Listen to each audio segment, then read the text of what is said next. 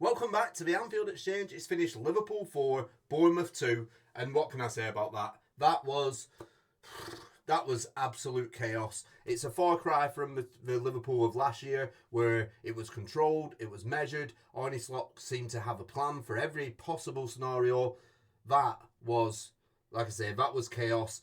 That cannot be the plan for the season. But listen, we've finished the game. We've won the game. We are currently top of the league once again. We're going for number 21. There's a lot of work to be done. There is a lot of work to be done. We've got Newcastle next. We've got Arsenal after that. We need to shore up defensively. That is for certain. How did we play? We played first half. Well, let me say the first half an hour. I thought we played well. We were susceptible to that counter attack. We have been all pre-season in the Community Shield as well. I got pelters last week on Twitter about it, saying, "Oh no, we're going to sort it out for the season." That was not sorted out for the season. I thought Canate had an absolute stinker. I don't know what was going through his head for most of that game. Get Mark Guehi get Mark Guehi in now. We need to bring in some competition to get Canate worried about his place in this World Cup year and hopefully raise his performance levels, because that was not good enough. And he wasn't the only one, to be fair. There were a few players that I thought weren't at the best today. Ultimately, we have got the win. We've got the 3 points. So I want to say it doesn't matter, but it does matter, because it's not something we can mask over. But Federico Chiesa, it's like a fairy tale. He plays barely any minutes last season for Arne Slot. Arne Slot doesn't trust him. We're now this year going into the new season. We're right up top, and Arne Slot has now decided that we're going to need to rely on Fede Chiesa. And let me tell you why we relied on Fede Chiesa, because I don't think Arne Slot had he never had any ambition to use Fede Chiesa in this game. There was no part of Arne Slot that was planning on using him. 2-0 up, he took Ekatike off, he brought Endo on. We spoke about this in the Community Shield, how all that did was invite pressure from the opposition team, Crystal Palace at the weekend. It did exactly the same today. He didn't learn his lesson from that point of view. You can't play without a striker. Yes, we need to bring another striker in, we know that. But Fede Chiesa, I thought he did brilliant today as well when he came on. He wanted it. He showed passion. He showed that he's working hard for it. And the fans love him. We all absolutely love him. But yeah, again, today, it was very nearly drop points in the first game of the season, in what's probably going to be a campaign where you can't afford to drop points. You just can't. But Fede Chiesa got us out of shit. Mo Salah added a 4th, which is brilliant for my fantasy team. I've got Salah as my captain, and I've got Ekatike up front as well. I have got Jeremy Frimpong. He was pulled off just before the 60th minute. I want to talk about the defence first. Obviously, I've mentioned that Canate wasn't really up to scratch. I thought Kirkez looks like a player he looks like a kid that's got his dream move and he's trying too hard to impress. And that's what it is. He's got his dream move. He just needs to calm down a little bit. And I think we look a lot more composed when Andy Robertson came on. Kirkez, I'm assuming Arne Slot is in the ear of Kirkez and he's having a word and he's going to say, look, you just need to calm down. You're too rash. He is too rash. He dived into 2 or 3 tackles there with Semenyo. Luckily, he got the ball on one of them. One of them was a blatant foul. But yeah, Kirkez needs to just calm down a little bit. I thought Frimpong did okay. I think my one criticism of Frimpong, and it's not the fact that he's high up the pitch and he's having to chase back, because I thought he did well. He did quite well at that. My one criticism of Frimpong is I felt like he was too tight to his man too often, and it just allowed him to be turned, and it wasn't the best defensive performance from Frimpong, but I thought going forward he gave us options, and I think it certainly in the first 10-15 minutes, I thought that Mo Salah looked sharp. He had 2 or 3 chances to score a goal and to create goals, and that came from Frimpong making them high runs up the pitch, overlapping runs, dragging defenders out and allowing Mo Salah to cut inside. So I think that's something we're going to see a lot more of this season. Frimpong will be the man that overlaps Salah, giving him the space. I think that's something we will see. I'm not sure how it works defensively, where we look open at the back.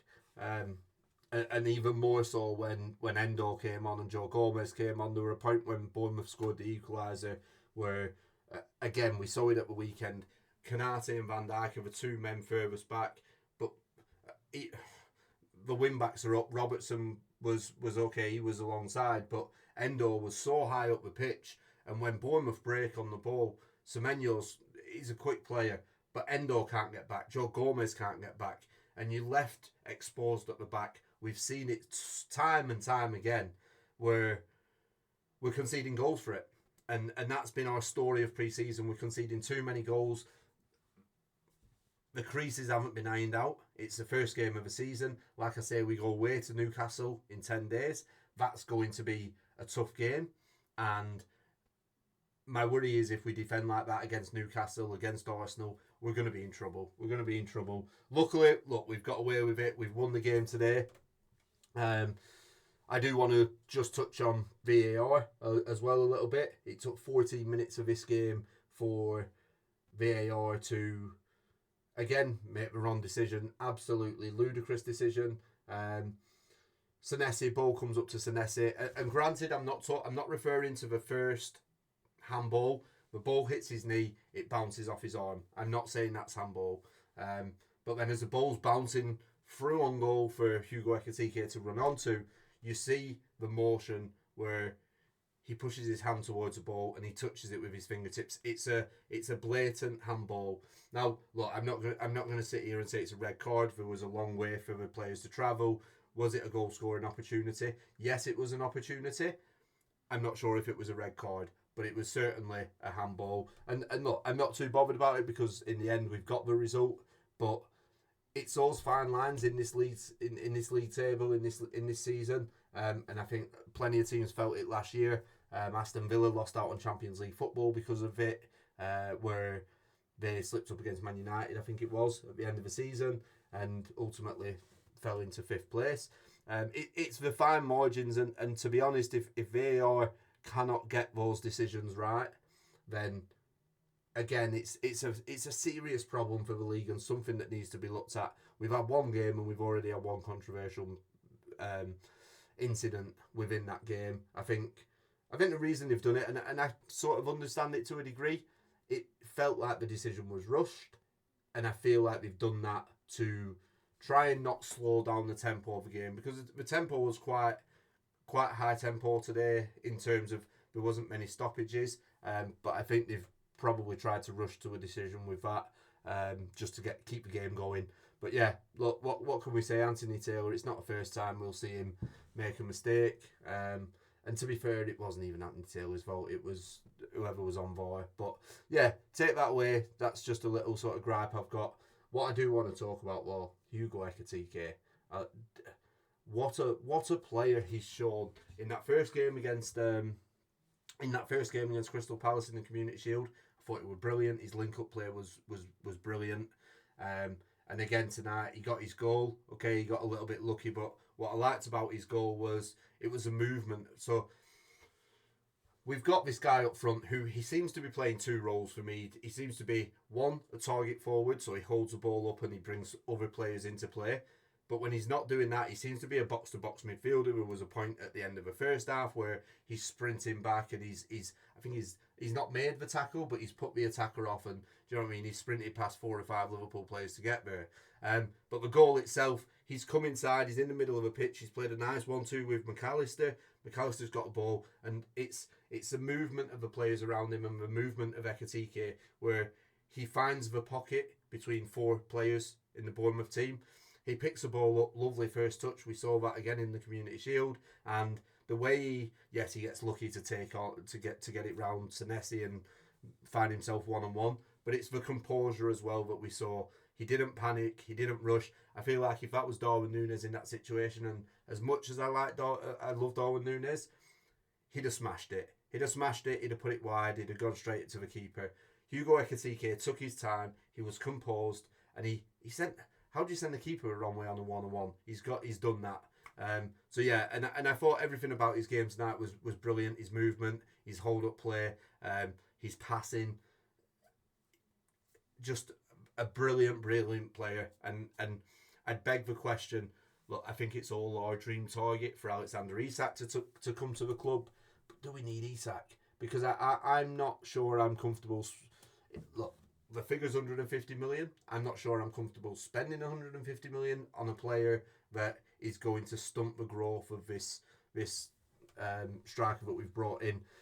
I'm not sure about it. I think potentially you could be looking at positions elsewhere. Gakpo, I thought second half he played really well. I think when it went to 2-2, I thought Gakpo stepped up, and from that point he was brilliant. Before that, a little bit slow, a little bit lethargic, struggled a little bit, I thought. But yeah, look, all in all, we've got the win. We've got the win. We've got the 3 points. I just want to touch on Arne Slot and his, obviously, substitutions. Look, ultimately he got it right and he brought a striker on. But like I said earlier, we've gone for 2 games now where we've taken our striker off. And I understand it, all these guys are still getting up to fitness, but we've took our striker off and we've brought on Endo or a midfielder. And it almost feels like we're trying to see the game out. I think Arne Slot can identify that we're not the strongest defensively. So if we can get an extra defender on the pitch or extra cover before the opposition attack reaches our defence, then I think he's looking to try and see the game out. And evidently that's not working for us. It certainly hasn't in these last 2 games. And it's put us in situations where, okay, it finished 2-2 at the weekend and we lost on penalties. This could have gone the other way. This really could have gone the other way. And at 2-2, I was worried that Bournemouth were going to go on and win the game, because we looked like we had nothing. We literally had nothing. We lost the ability to pass a ball in the midfield. We lost the ability to steal with our men. Nothing was sticking up front. And then obviously he brought Chiesa on. And can we just talk about that goal? What a finish that is from Chiesa. For a man who has hardly played any football for the last year or so, for that ball to come in and for him to have the composure and the technique to slice it with the outside of his boot into the corner under that pressure with defenders around him. Look, this guy needs to get more minutes in Liverpool colours this year. I think he's bailed Arne Slot out there because Arne Slot made some mistakes in terms of the decisions he made. I'm hoping that he's going to learn from that and potentially in the next game not take Ekitike off and bring Endo on. But yeah, Chiesa has absolutely bailed Arne Slot out. But it's good to have Premier League football back. And as chaos as that was, it's a roller coaster of emotion. You're high, you're low, you're ecstatic. The fans were loving it. Chiesa's songs bursting out for the last 15 minutes.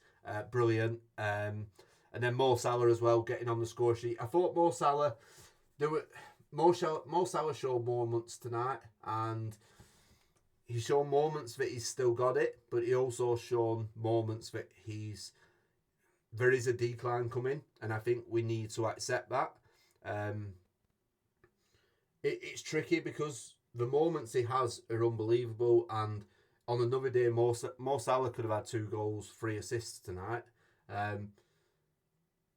But the signs of decline, and I think the biggest sign for me was, I think we had a corner, and Adam Smith were just, what we do on corners, just nudging him, just barging him a little bit. And Mo Salah, you could see Mo Salah got frustrated with that.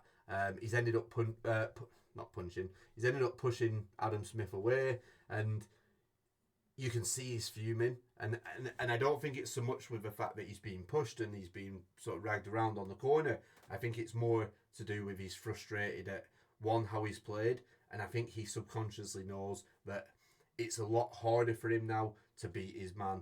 But look, he's shown some great touches out there, some lovely first touches from them Diags. And yeah, there's certainly shown moments that he has still got a lot left to offer. Hopefully he can build on this and yeah, keep going, because yeah, when he is on fire, he's unstoppable.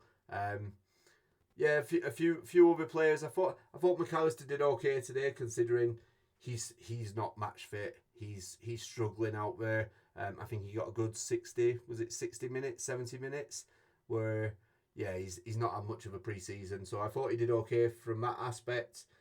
Florian Wirtz as well. It's good to see him. I think there's a lot.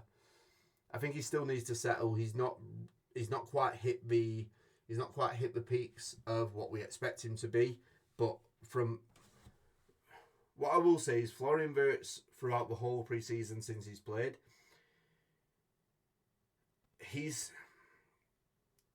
it's his work rate that's impressed me the most. I didn't realise he worked so hard. And also, it's the first touches. He seems to be at his best when he hasn't got time and he hasn't got to think about what he's doing. And it's those first touches and quick passes from Wirtz that has been so impressive, and the way that he finds the pockets and creates space, not just for him, but for everybody else as well, and his link-up play.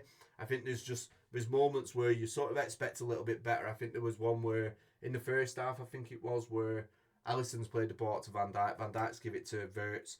Wirtz has played a little bit of a light back pass back to Alisson, and he's been closed down. Luckily, it didn't lead to anything. But there are occasions where Florian Wirtz picks a ball up, and I think he looks around, he's got too much time, and he's a little bit slow in making them decisions, and before you know it, with the intensity and the pace of a Premier League, he's been dispossessed. But I think that will come in time. The more he gets used to it, and the more he realises that, right, I've got to be quicker, and I've got to move the ball a lot quicker than what I am doing. I think Florian Wirtz is going to be an absolute superstar. I think we just got to give him a little bit of time and not put too much pressure on him straight away. Not expect him to come up with a goal every game or an assist every game. Just let him build his way into the team and let him do his thing, and he'll get there. But yeah, there were. Do you know what the brightest moment for me were? I think it was just after half time where Gakpo had scored a goal, good goal as well. But and it were only a brief period, but for about 4 or 5 minutes, Liverpool were absolutely purring. The fans were on side, and it felt like those champions performances that we had last season. And it was fantastic to see. So I think the job is, we've got to work on getting those periods of consistency more regularly. We've got to work on being more in control of these games, because look, we're not going to go and win a Premier League trophy by having a mentality of we will score more goals than you, which is what I think we had tonight. I think there's an air of dare I say, cockiness at the back. I think, yeah, I don't know what's happening with Van Dijk and Konate. It looks like they've not played together. I thought Van Dijk was slightly better than Konate. Both of them did quite well at bringing the ball out and passing through the lines. But yeah, I think there's a lot of work to be done there. And yeah, Onislot's got his work cut out on the training ground, really, because look, we got Newcastle coming up in 10 days. I'm going to make a video of that probably towards the end of next week. But yeah, look, we've won. We've got 3 points on the board. We're top of the Premier League. Everybody else is playing tomorrow. It's just fantastic to have football back. Get in the comments. Let me know what you think about that game, because look, we know it was a bit mental, really, weren't it? And ultimately, we got 3 points. That's all that matters. But we've got a lot of work to do. So, yeah, get in the comments, guys. Let me know what you think. I'll see you on the next one.